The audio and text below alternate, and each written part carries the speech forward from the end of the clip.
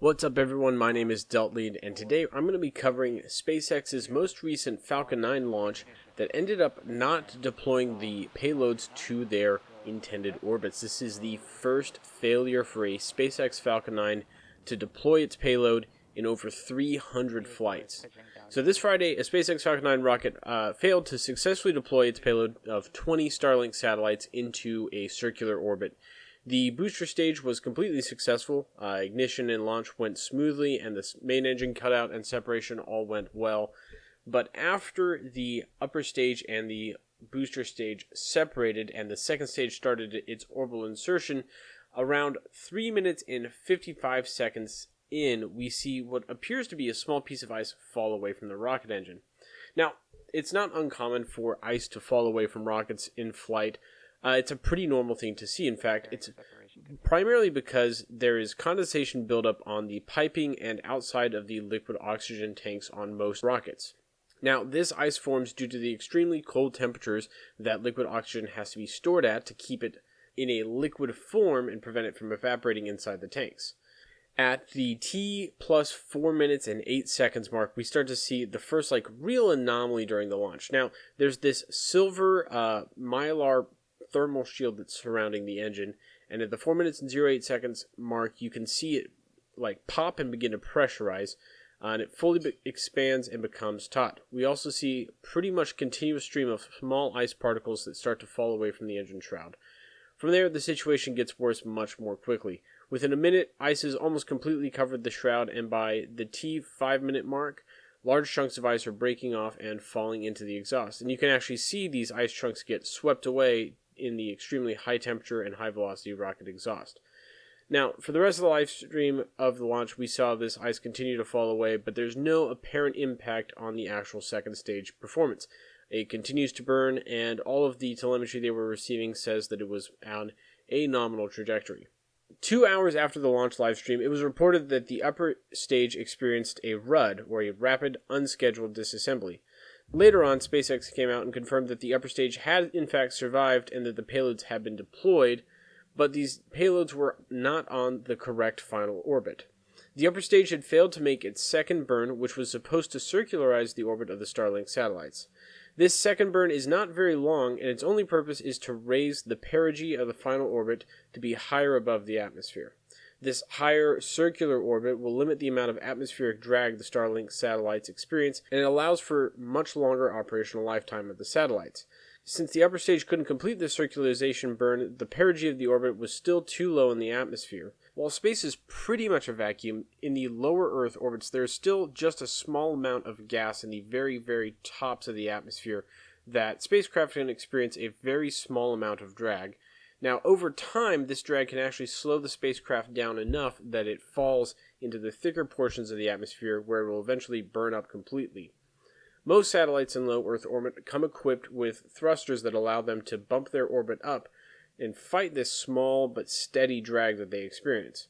All of the Starlink satellites have their own propulsion system in the form of a very small and very efficient Hall effect electric thruster. These thrusters are extremely efficient and work by ionizing a noble gas in an electric field, and then these charged ions are ejected out of the thruster at an extremely high speed. Now, because the exhaust of the velocity is so fast, the engines are very efficient, and they have no moving parts, but the mass of the exhaust that they release is incredibly small, so the overall thrust being produced is about as strong as the weight of the sheet of paper in the palm of your hand. In an attempt to rescue these satellites and get them into a higher orbit, SpaceX is updating their software and will allow the electric thrusters to run at a significantly higher fraction of the power that they're designed to run at, in hopes of overcoming the extra drag that they're experiencing while lower in the atmosphere. At this point, it is not likely that it works, and is merely a last-ditch effort to salvage the 20 satellites before losing them to the atmosphere. Now, at this point, we don't know exactly what the failure was that caused this leaking, but it's pretty clear that somewhere in the liquid oxygen system of the second stage, a leak formed, and the ice that we were seeing build up is the frozen oxygen coming out of the rocket. Most likely what is happening is that a leak in the liquid oxygen system developed, and as the upper stage flew to apogee, where it would perform its circularization burn, the last of this liquid oxygen leaked out. With no more oxidizer, the upper stage Merlin engine could not relight and finish its circularization burn to put the satellites on their final orbit. Now, this failure to deliver a payload to orbit is the first in over 325 total missions flown by Falcon 9 rockets, and the first of the Falcon 9 Block 5 rockets to fail in its history. The last time a Falcon 9 rocket failed was in 2016, where the rocket exploded on the launch pad during the fuel loading process. Since then, it has had a spotless record of reliable, safe flights, including multiple manned missions to the International Space Station. As for what ultimately caused this failure of the Falcon 9 upper stage, it's unfortunately impossible to know for sure. It could have been the weather conditions at the launch site that allowed excess moisture to build up on the rocket and then freeze, which damaged a pipe or a component, or it may have just been a very rare manufacturing defect in the rocket. SpaceX has an extremely impressive record of reliability with the Falcon 9, but that can't rule out the possibility of simple manufacturing defects. No matter how reliable your design of a system is, errors like this can happen.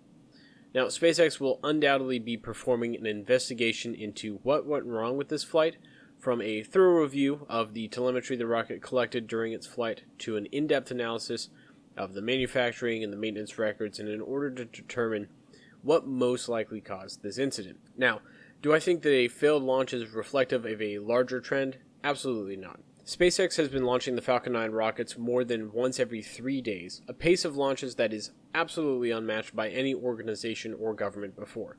The fact that they have had so few incidents and that these launches have become so routine is a testament to the success of the Falcon 9 program. Now, while this incident may delay upcoming flights for the Falcon 9, it is by no means a halt on its operations or really even a major setback.